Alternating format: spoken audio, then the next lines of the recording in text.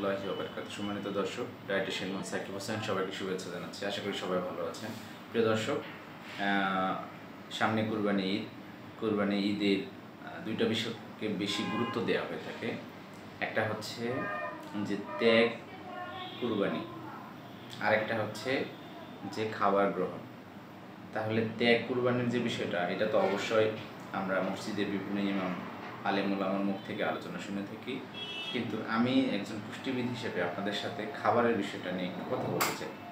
প্রিয় দর্শক, যেহেতু কুরবানি ঈদে খাবারটা খুব গুরুত্বপূর্ণ একটা বিষয় এবং এটাকে আমরা খুবই উৎসবমুখর পরিবেশে, আনন্দদায়ক পরিবেশে আমরা এটাকে উপভোগ করি।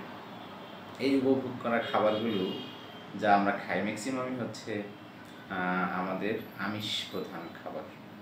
আর বিভিন্ন রেড মিট, গরু ছাগলের মাংস, উট বা দুম্বার মাংস, এগুলো যা আমরা খাচ্ছি এগুলো সবই রেড মিট।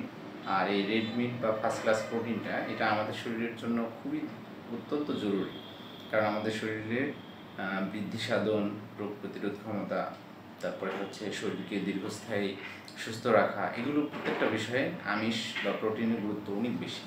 তো এই গুরুত্বপূর্ণ বিষয়টাকে অবশ্যই যেমন আমাদের গুরুত্ব দেওয়া উচিত, সেই সাথে যারা হচ্ছে অসুস্থ আছি বা ওভারওয়েট আছি তাদের ক্ষেত্রে একটু সেন্সিটিভ। তাদের খাবার গ্রহণ করতে নিষেধ নেই, খাবার গ্রহণ করবেন, কিন্তু সতর্কতার সাথে, সচেতনতার সাথে একটু সাবধানতা অবলম্বন করতে হবে।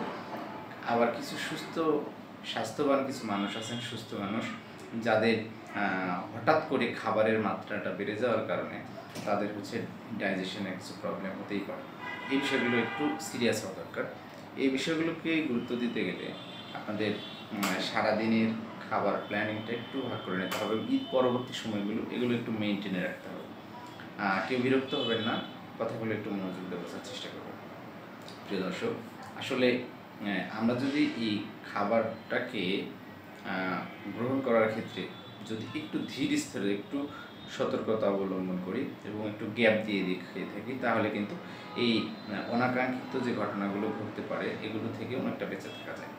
যেমন আমরা যেহেতু ঈদের নামাজের আগ মুহূর্তটা বেশি ভারী খাবার খাই না, সেক্ষেত্রে আপনাকে সেই একটা প্রস্তুতি নিতে হবে যা কুরবানি দেওয়ার পরে আপনি যে খাবারটা খাবেন এই খাবারটা অবশ্যই আপনার জন্য হজমযোগ্য হয়। তো সেই ক্ষেত্রে কুরবানি ঈদে সকালবেলা যারা ঘুম থেকে ওঠার পরে অন্তত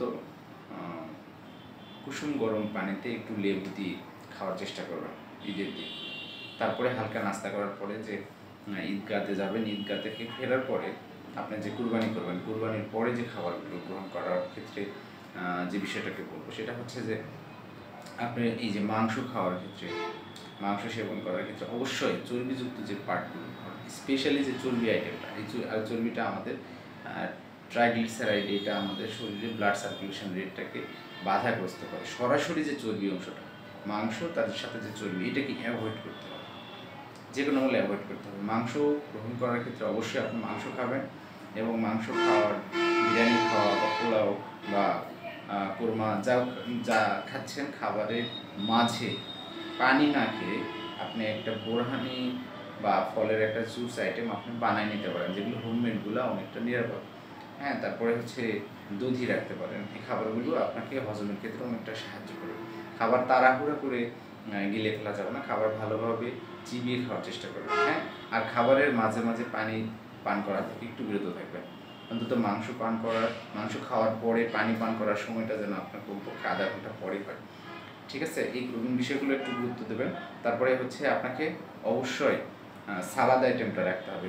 শাকসবজির কথা যদি বলে অনেকে বিরক্ত হতে পারে, কারণ এই দিন আবার কেমন শাকসবজি, কিন্তু সালাদ আইটেমটা, লেবু, এগুলো একটু রাখবেন। এগুলো আপনার হজমের জন্য অনেক কার্যকরী ভূমিকা পালন করবে। আর অবশ্যই সতর্কতা অবলম্বন করে ওভারওয়েট, যাদের হার্টের রোগী, যারা ডায়াবেটিস রোগী, যাদের কিডনি রোগী, যাদের লিভার রোগী, এবং স্পেশালি যারা কনস্টিপেশন বা স্পাইনাল ফিশারের মতো প্রবলেম আছেন, যাদের হচ্ছে পায়ুপথে ব্যথা হয়, তাদের ক্ষেত্রে অনেকটা সেন্সিটিভ, তারা এই বিষয়টাকে খুব গুরুত্ব দেবেন। এবং খাবার গ্রহণ করার ক্ষেত্রে যে অবশ্যই আপনার জন্য সতর্ক অবলম্বন করতে হবে, সতর্ক থাকতে হবে, সেটা কিন্তু অবশ্যই আপনার প্রায়োরিটি দেবেন। আর খাবারের পাশাপাশি আপনার ব্যায়ামটা একটু কন্টিনিউ করবেন। খাবার খাওয়ার সাথে সাথে শুয়ে যাওয়া, বসে থাকা, এই কাজগুলো থেকে একটু বিরত থাকবেন। খাবার গ্রহণ করার পরে একটু হাঁটা চলা করা, একটু ব্যায়াম করা, এগুলো অব্যাহত রাখবেন। এই তো মোটামুটি। আর ঈদ সবার জন্য শুভকর হোক, সবাইকে অগ্রিম ঈদের শুভেচ্ছা, ঈদ মোবারক। আসসালামু আলাইকুম।